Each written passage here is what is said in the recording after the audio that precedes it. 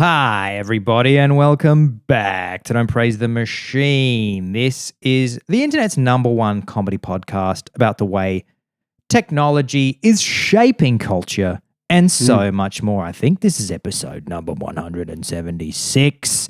As always, I'm on your host guy by the name Alexander Apricot Pepsi Holland. I'm in Berlin, Germany, and sat across for me, as he is every single week, in deep down dirty Melbourne town. It's the #1 tenured professor of podcasting. He's got to be the one called John Junior Boost Maloney. John Junior Boost. I changing culture to shaping culture in our elevator pitch. Yeah. What do you think about that? As we workshop the best way to spit out a description of the podcast in a brief sentence that you have with a powerful man or woman that you meet on the street or at a function.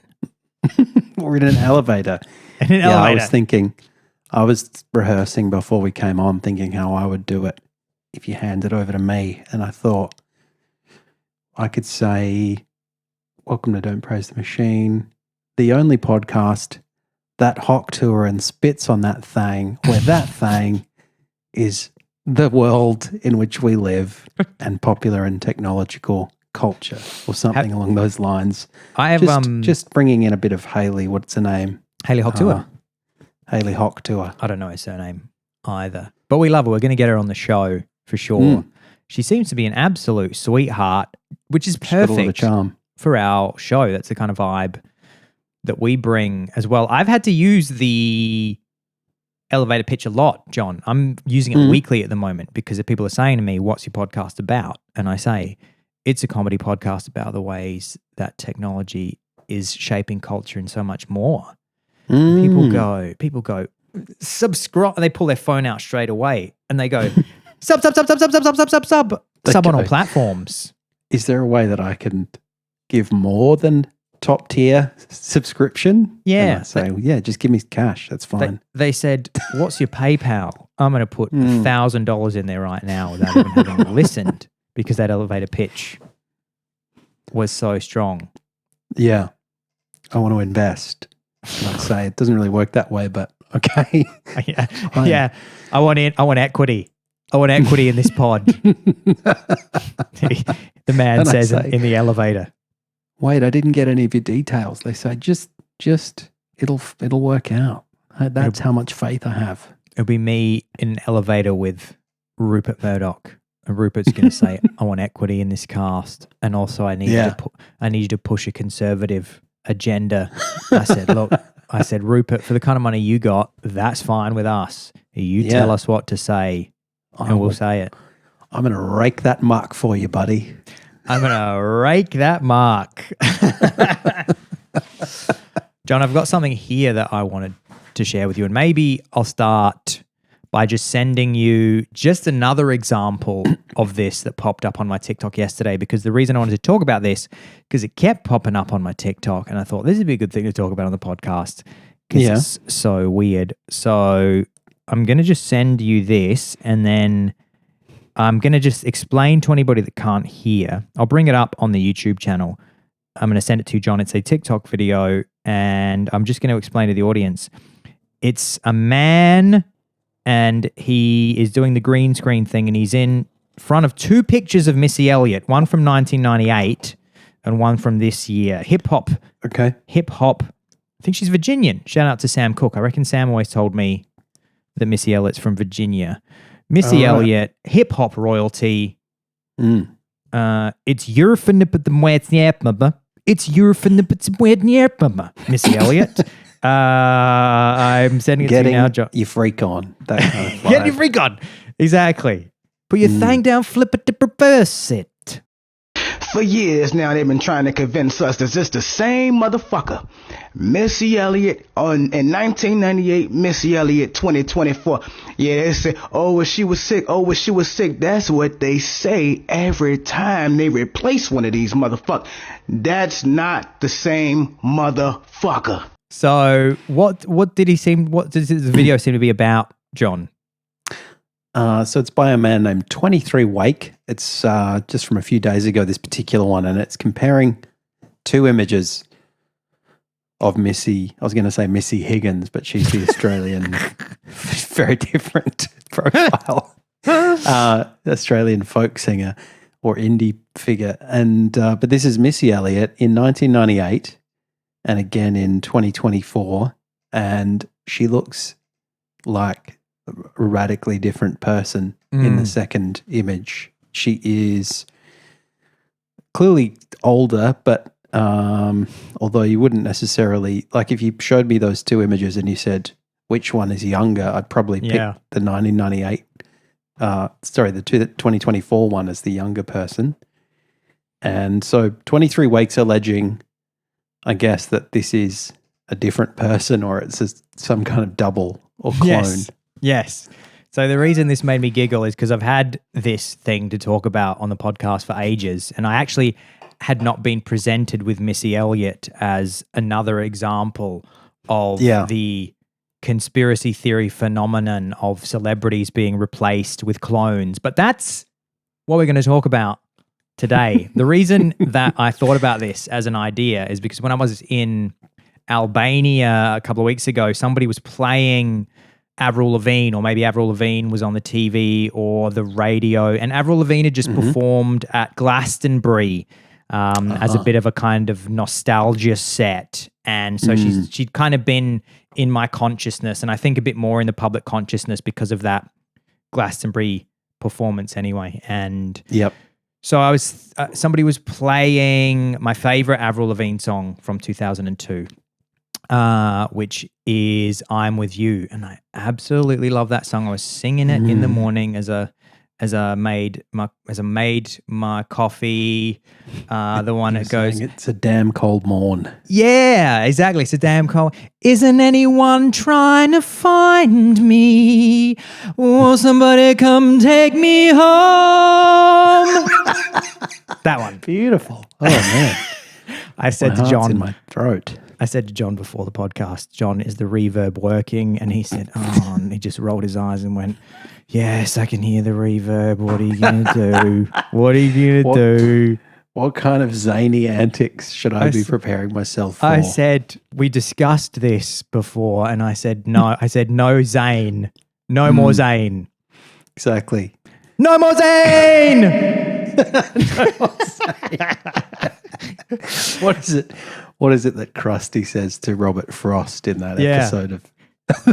He says Robert Frost is reading a poem on one of the older Krusty the Clown shows, and it's one of those great Simpsons bit where they kind of infer that earlier Krusty wasn't like a kids comedy show. It's such a great such a great Simpsons bit, like to think of the fact that even though he's a clown and he's dressed as a clown, they keep throwing back to these older episodes where he's like a serious political like journalist. Gore Vidal on the show or something. Exactly.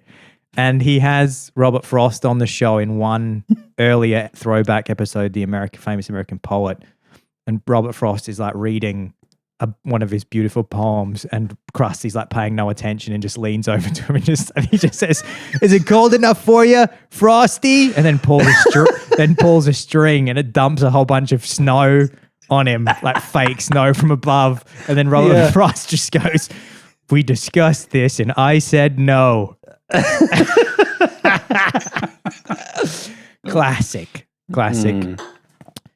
Simpsons. So I was listening to Avril Lavigne, I was singing it, and it reminded me that Avril Lavigne is the subject of one of, if not the most prevalent clone replacement celebrity theories.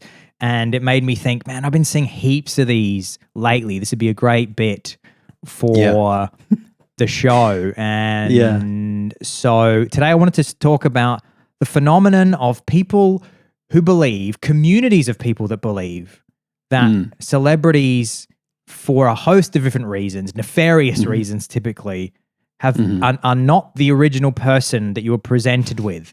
So if I was to start with Avril Lavigne, the conspiracy theory goes that... I'm noticing that, sorry to interrupt, I'm noticing there's a whole Wikipedia page just about the Avril Lavigne replacement conspiracy theory, which is quite lengthy. Yeah. So it's obviously a one of the main ones. I found out just yesterday. I was speaking to my dear friend Claire O'Shea, and she said, "Oh, I have to go because I'm listening to the BBC 6-part podcast documentary called Who Replaced Avril Lavigne."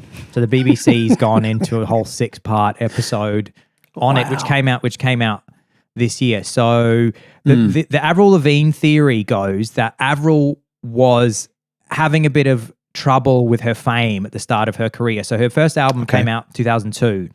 So it comes out, and the theory goes that she couldn't really handle it very well, all the fame. She got real sad.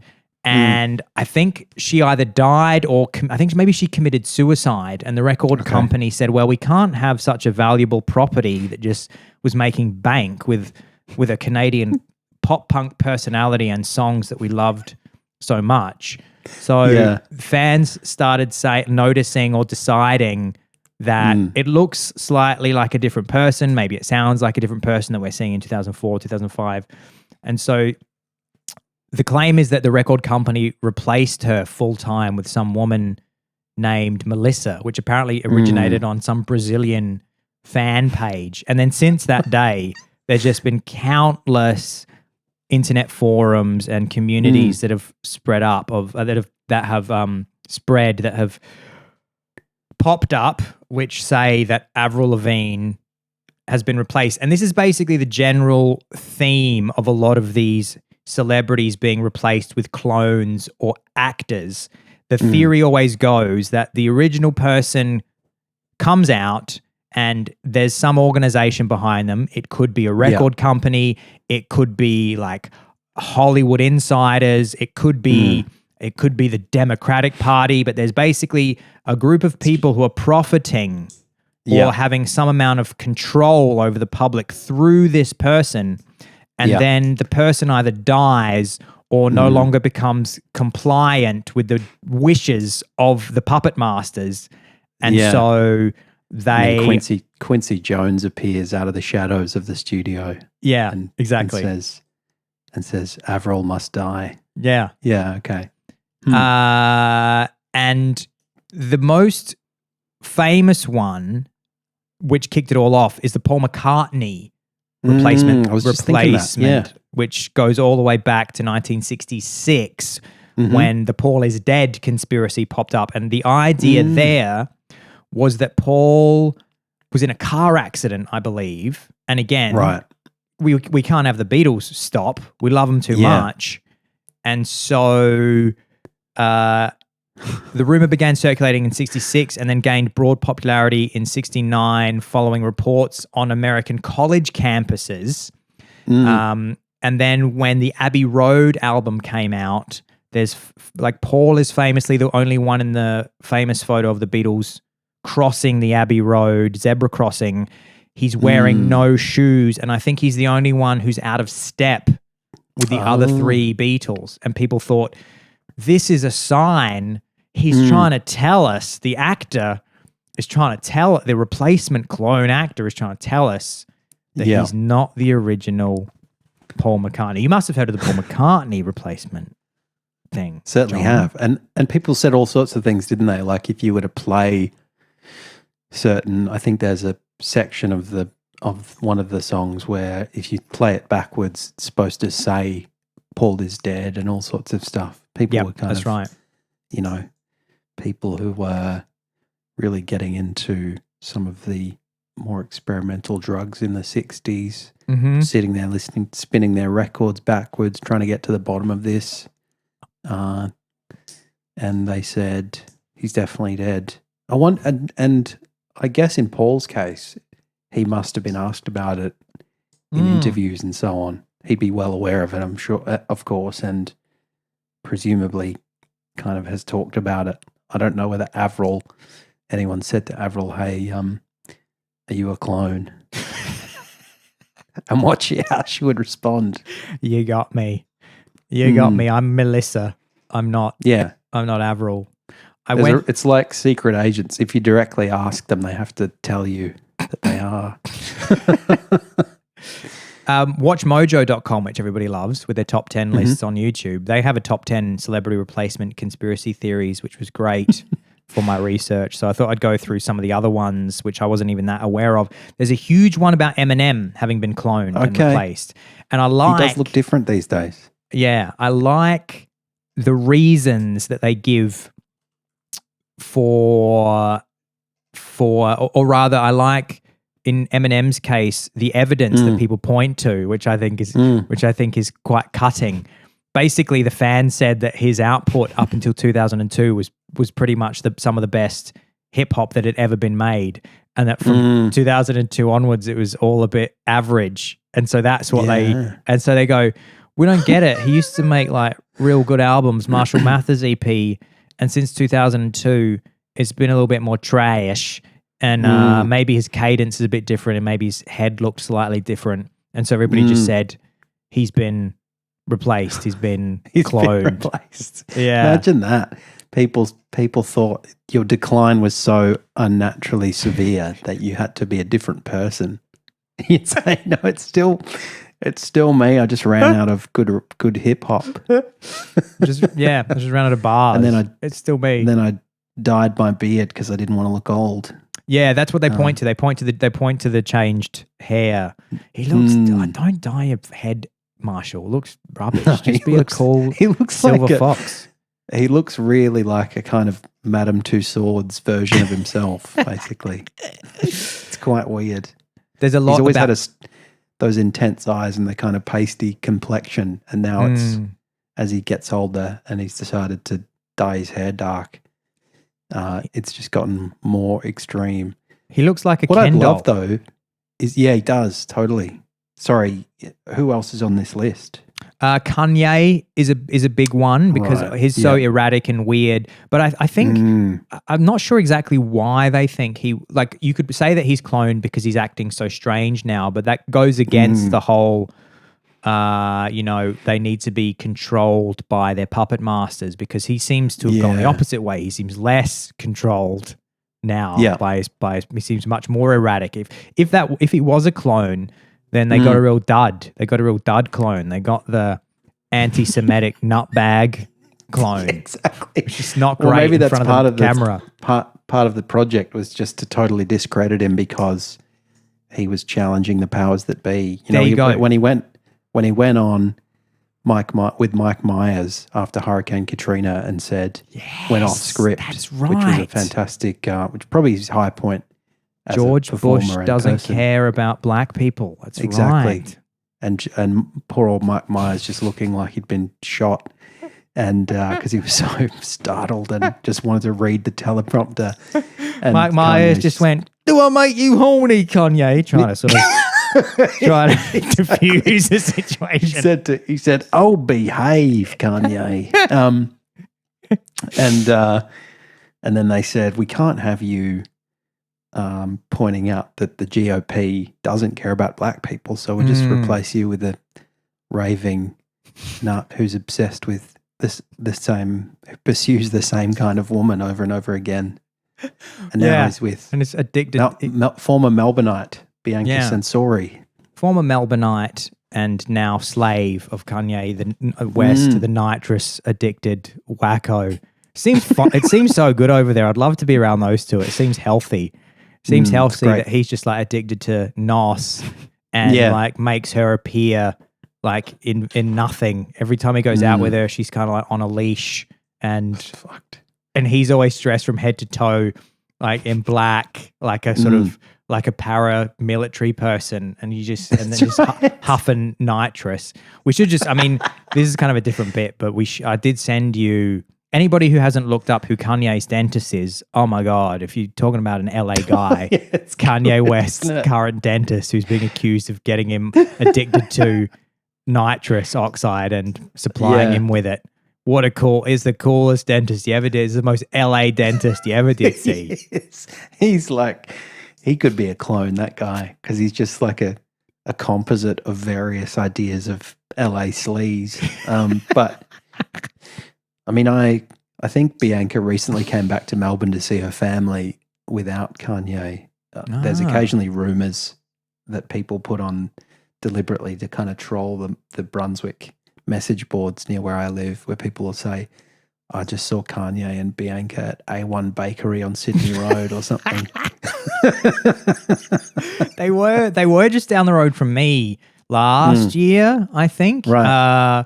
Because I live quite close to the most famous kebab stand in Berlin, and they went there to get the famous kebab. And just to give everybody an idea of how all of this works, I forget who told me this, but it was somebody in that world. All of these paparazzi shots popped up of Kanye with Bianca, and everybody was saying, wow, they went to the kebab stand. And somebody that I know, again, I should have a source on this. Somebody that I know that's kind of in that world, in the sort of Berlin media world, said, yeah, they called everyone and told them they were going to be at the kebab stand. So the paparazzi would come and take photos of them.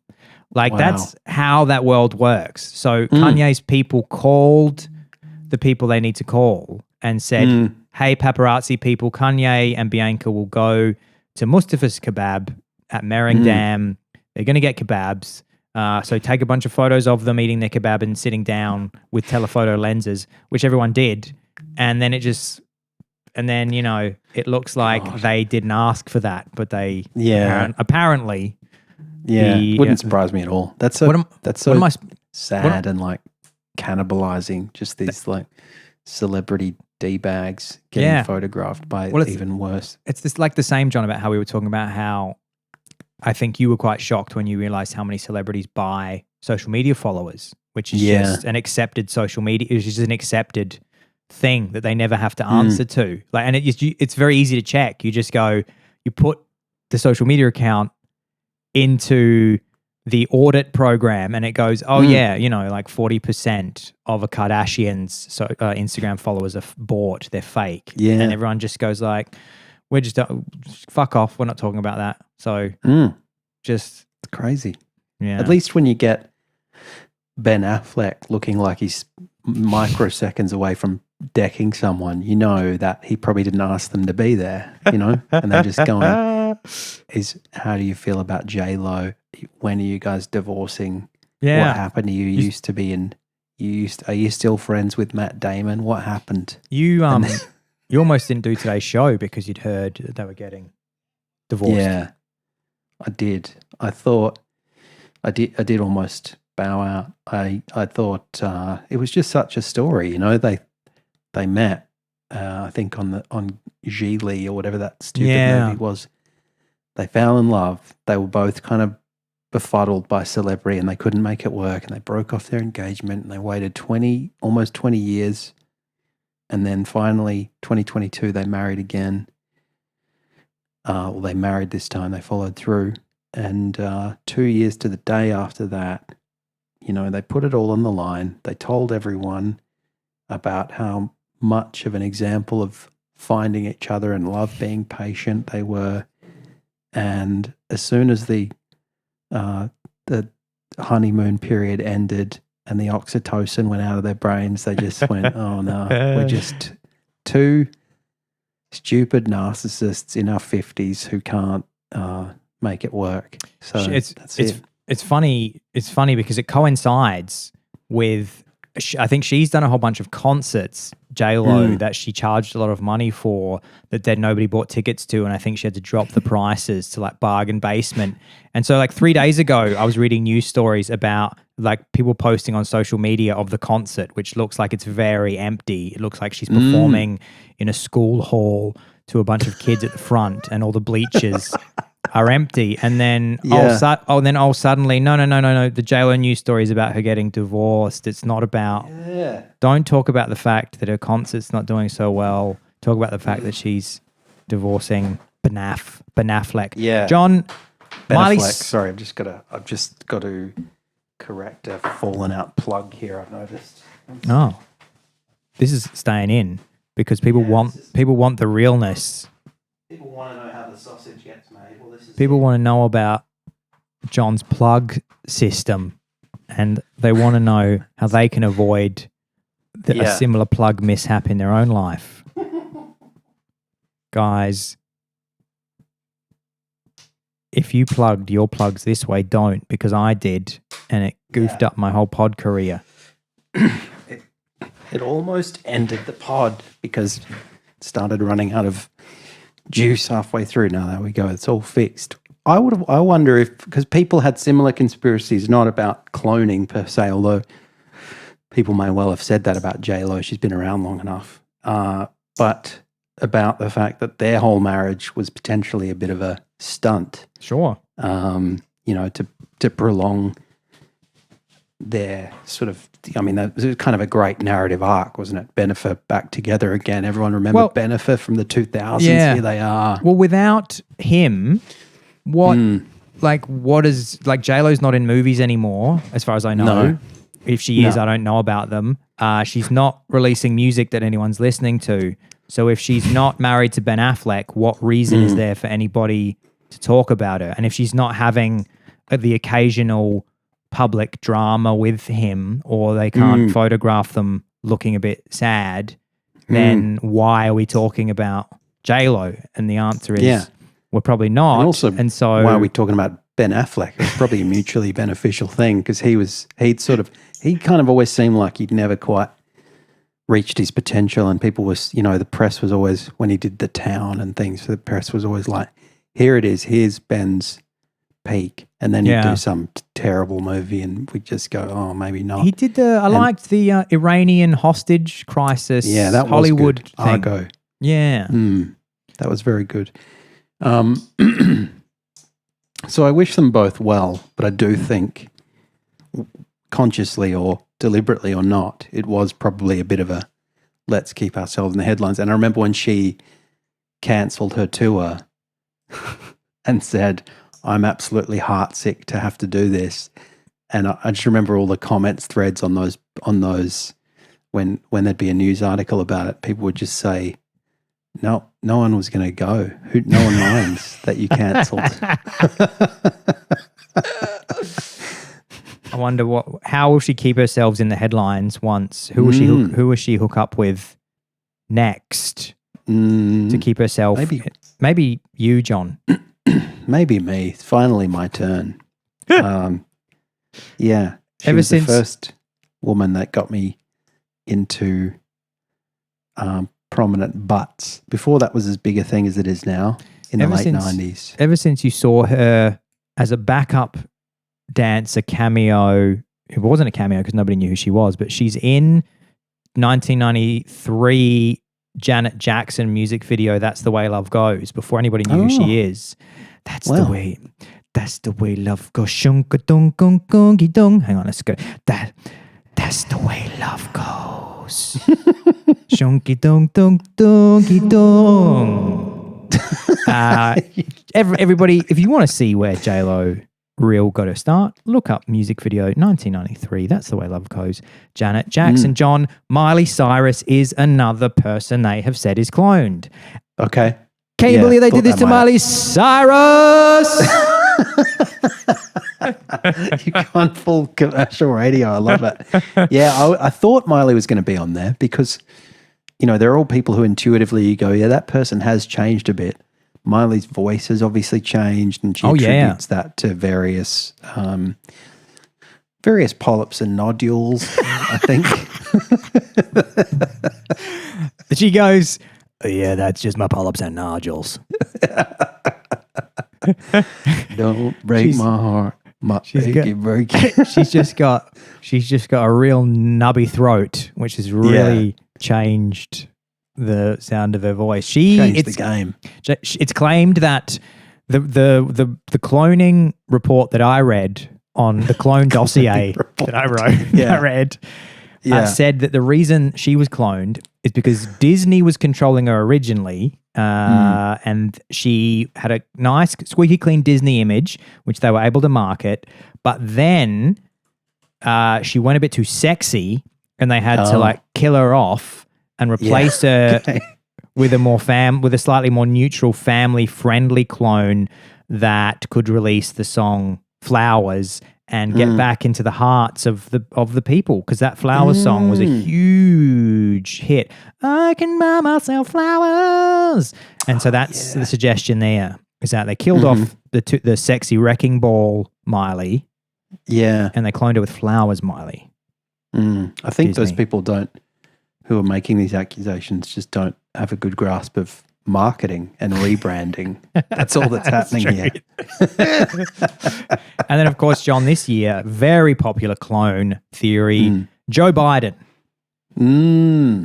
Yeah. You won't Classic. stop writing me that Joe Biden's been cloned. I was getting very worried about waking up to those messages every morning. He said, have a break from YouTube, please, John. Have a break from 4chan and Rumble.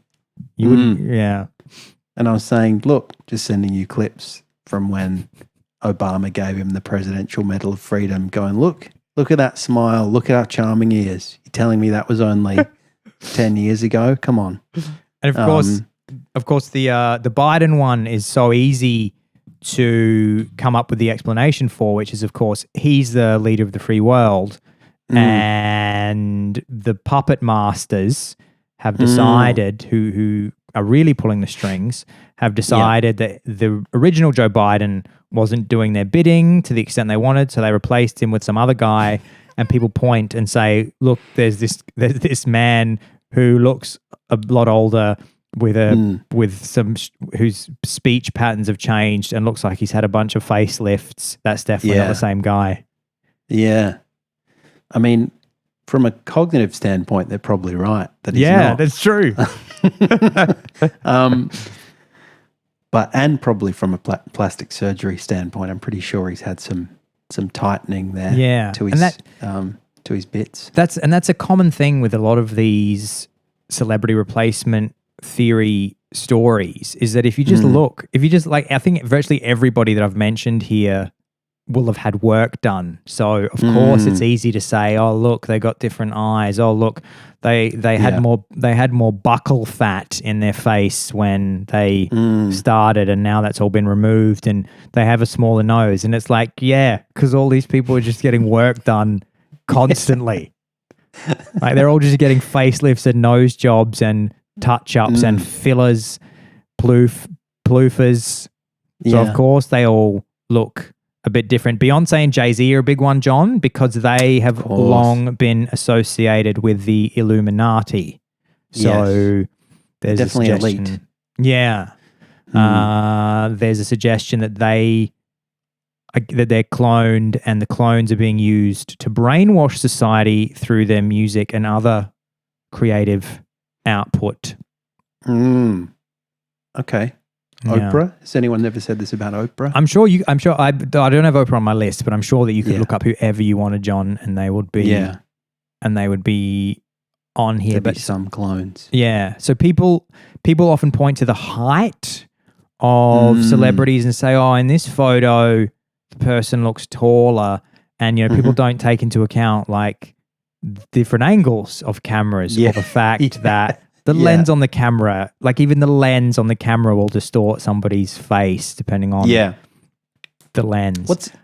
I'd love it if there were, I mean, I guess there are examples of things which are essentially amount to the same kind of process, just being done more openly. Like if you've got a group like the Monkeys or whatever, which is just kind of there to sell records and probably do product placement and all sorts of stuff, then anyone who says anything controversial will just get turfed out, and they probably will get replaced by someone who looks like them so that they can perform the same archetype in the band. They can be the tall guy or the ugly, the kind of rough looking guy, or the pretty boy or whatever. Yeah. And then you've got, places like Russia and North Korea where they do occasionally just have the leader of the country purport to get out of a limousine and wave at people, and people are going, I don't think that's him actually. Well, didn't they? I mean, when I was doing this research, the first thing that came to mind was when the Saudis killed Jamal Khashoggi in Turkey. Wasn't there was security footage from afterwards? I think the Turkish, because it was at the Saudi embassy in Istanbul, I believe. That's right. And then I think when the media started saying, oh, I think that he didn't come out of, because, his wife said, Jamal hasn't called me since he went to the embassy. And then I I think the Turkish embassy then said, yeah, there's something a bit weird here. And I think I'm correct here. I think the Turkish embassy either the Saudi embassy released their own security footage from outside, and it was like a really poor costume somebody had worn to look like Jamal Khashoggi with a sort of glued on beard. Oh God. I need to look this up now. I'm gonna look up fake with a name tag. Jamal. Fake Jamal Khashoggi. He said, I have to go back to my home planet now. Here you go. Surveillance footage shows Saudi body double in Khashoggi's clothes after he was killed, Turkish source. Oh my God, that's so tacky. So they killed him and then took all of his clothes off. And then here, I'm just going to send this to you, John. I'll bring the image up on the screen. And once again, I do want to apologize to the House of Saud that we are bringing this up again, because we know how you've tried very hard to stop talking about this. But yeah, it just was part of the bit we're doing in the show. And so that's why I've brought it up again. Guys, please don't use this as any reason to take Saudi Arabia off your next holiday destination itinerary. We love them. They're great show sponsors. Here he is, yeah. Saudi Aramco, one of the greatest supports. Today's show, Don't Praise the Machine, guys, brought to you by Saudi Aramco. Yeah, okay. They used some guy. I wonder if they had these conversations where he was like, I don't think anyone's going to buy this. And they said, just put the jacket on and have a walk. Otherwise, you'll be next. I shouldn't make jokes about it because it was bloody awful. But it's so comical that they would think these kinds of tactics would wash. Yeah. It seemed like, I mean, not to get into this, but I always laugh and just think it just seems like such a terrible, misstep, because they were on their way to, and I mean, they are on their way again, the Sauds. Like, you can just look at, haven't they just been awarded the World Cup or something? They just get, their image is definitely getting cleaned up. And you just think, man, if you just hadn't done that, it was such a dumb geopolitical step. Because everybody now is going, yeah, but no matter what you do, you chop that journalist up who said bad things about you. And then... Exactly. Yeah. And they say, come on, we just want to build a weird shiny wall in the desert using indentured servants. And people go, what is this fucking a Dennis Villeneuve movie? What are you doing? I thought, John, for this end of this bit, we could talk about why do people love these weird celebrity clone replacement conspiracy theories. So I had a bit of a think about that and a bit of an ask of the interwebs. One of the suggestions is people love these kinds of conspiracy theories because people have a need for understanding and clarity in this mixed up world. Yep. So they feel like these conspiracy theories are giving them that. Also a desire for control, because people feel like, I know the real truth, but others don't. And so you can feel a bit more like in control of your own environment, because none of us are in control. Everything's just crazy. Plays into the general suspicion of authority. Another huge part of it is social identity and belonging, because these are online communities that form where you can, it's very much like QAnon, where you go, I've got, my family doesn't understand me and I was never popular at school. And so I've joined the Avril Lavigne was replaced conspiracy theory Facebook group, and I've made so many brand new friends, and we're going for milkshakes on Saturday, and we're just going to talk about the fact that Avril's been replaced. Going to compare two photos and say she's different heights. And then I remember when I had a brief window into that, and it was when I was in COVID times in what Melbourne's first long lockdown, and I was in the country with Jacinta and her family, pretty socially isolated, like in 3 hours from Melbourne, just wandering around paddocks all day and hanging with the same 3 people. And one of my only sources of stimulation was listening to these podcasts, and I got very into this true crime podcast about the Zodiac killer. Okay. And then they were talking about this possibility that it could have been this person or it could have been that person, or maybe two different murders could have actually been two different people and they've been misattributed to the one Zodiac killer. And I kind of was looking into this, and then I sent a photo into the guy who made the podcast saying, "Oh, this is an interesting example of this, this guy possibly being behind it, because this is one of the witness sketches from that event." And then I just paused and kind of took a look at myself and thought, I don't like where this is going. I need to get back to Melbourne and find my friends again, because I'm getting I'm becoming a weird wormhole boy on the internet. You had gone back to your private detective days from when you were a boy. When you were, was it in Western Australia or That's Canada? Right.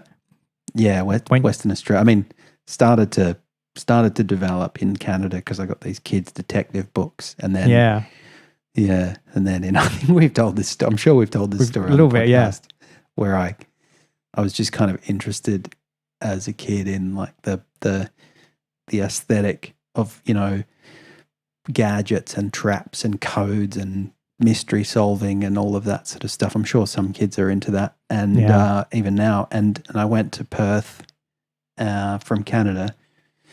And kids in Perth, it's a mining town, and it's a little bit more rough around the edges than Toronto. And they thought they didn't take as kindly to this side of my personality. I remember when I I wanted to kind of start a group at the school for kind of similarly. And just for context, what age were you, John? I was about 17. No, I was I was probably 8 or 9 or 10. And maybe I was 10, and 9 or 10. And I sent my dad into work to photocopy this leaflet that I wanted to distribute to get other kids interested in this kind of kids detective club. And then I remember just the kids going, "What even is this?" And I'm just like, "Yeah, I don't really know. Just like hanging out, being detectives. Do you want to do it?" And I got very low uptake. And long story short, we had to leave Perth. And I went back. You had to go to Adelaide. And your parents said, "John, we love the detective club, and we think you're a beautiful and creative boy, but you must not mention that to the kids in Adelaide because we cannot move again." Yeah. Thank God this was the days before internet where you could kind of reinvent yourself just by leaving the state. Yeah. You wouldn't be able to do it now. No, it'd be all a digital trail of kids detective club shit. It'd be Facebook groups and Instagram page accounts and everything. Exactly. It'd be everywhere. So look at this tweet John deleted. I'd say no. That's a different person. I also think it's one thing to see these people on TikTok saying, "Guys, Missy Elliott's been replaced. Guys, Avril Lavigne's been replaced. Guys, Eminem's been replaced." But I wonder how many of these people would tell you that in person. Like if you were sat next to them at a dinner and you said, "Oh, have you heard the new Missy Elliott single? It's really good." And they would say, "Oh yeah, it's fine, but she's been cloned and replaced." Mm-hmm. And you go, "What?" I'm desperate to have that, if only to talk about it on the podcast. Yeah, that would be great, wouldn't it? If somebody was, and everyone laughed, and they said, "That's fine, you can laugh, but it's a serious theory, and I believe it." And guys, I would say, "Who the fuck invited this person?"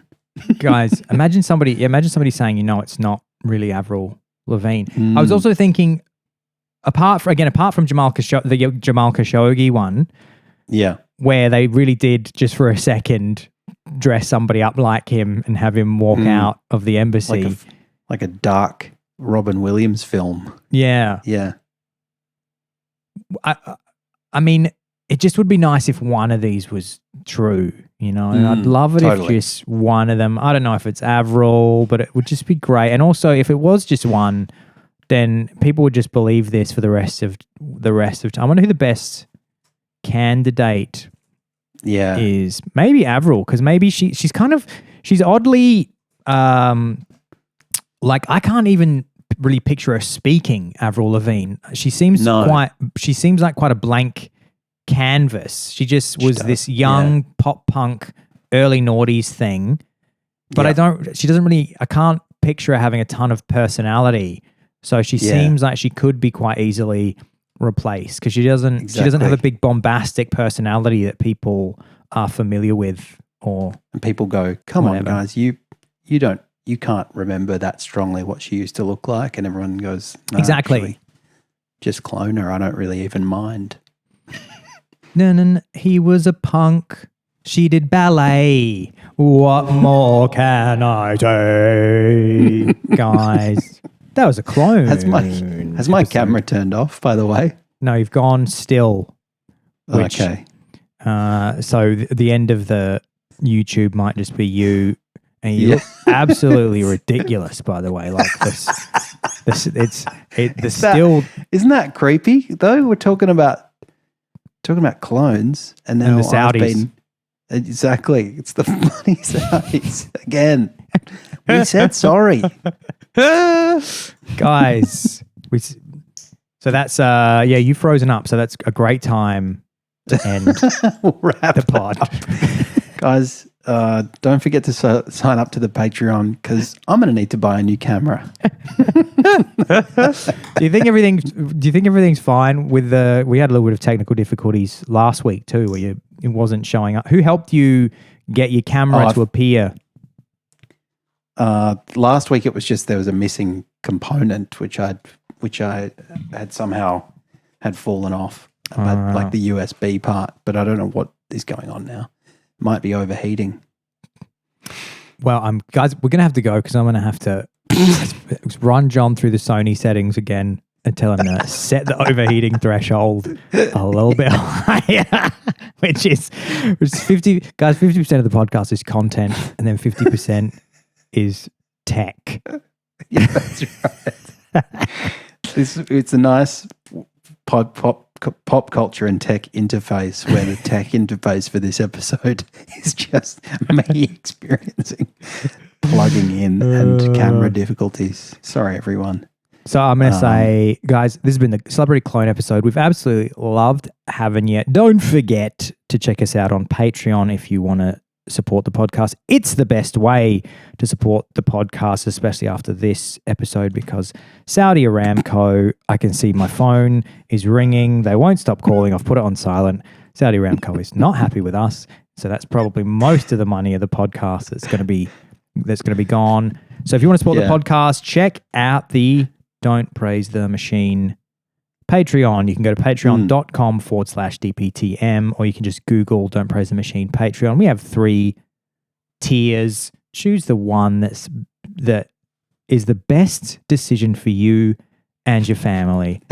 John. I knew you were going to do that. And last week we did a quick shout out to a DPTM listener who last week we did a little shout out asking people for suggestions for a kind of colloquial name for the entry level tier, and very happy to report that friend and listener Georgina has written in and with a suggestion, which I'll just bring up, which I sent to you now recently. She said, I think you should call tier 1 of your Patreon the Gateway, which I quite like, because it's like a kind of, it's a bit druggy, gateway drug. It's a bit dark. Like it's good. Yeah, a bit dark. I'm going to change that right now, guys. I'm going to go in right now to my Patreon settings, and I'm going to change the entry level tier to Gateway. So we got Gateway, second tier is That So Mid tier, and then number 3, Champagne Comedy. Check it out. John, do you want to see us out? Guys, thank you so much for joining us on this week's episode of Don't Praise the Machine. Remember, we're the only podcast that is keeping at bay the sportification of breakdancing, and we've very much enjoyed this week's episode talking to you about clone conspiracies. If you have somebody in your own life. Doesn't have to be a celebrity. Could be your partner. Maybe you wake up in one day and think, I think I'm a clone. Well, you should probably consult a doctor. But once you've done that, write in hello@dptm.org and tell us about your clone experience. And until then, we can't wait to see you next week At the podcast.